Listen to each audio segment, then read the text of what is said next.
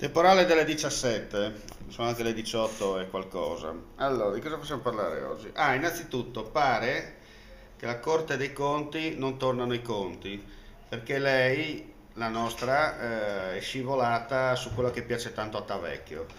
Ma succede, ai politici in particolare succede. Poi di cosa possiamo parlare? Che stranamente oggi non piove, almeno qua a Portogruaro, ma il temporale all'orizzonte c'è. Cosa dire Ed ancora? è arrivato da dietro anche. Ed è arrivato da dietro, però io ero pronto, avevo già messo i parastinchi.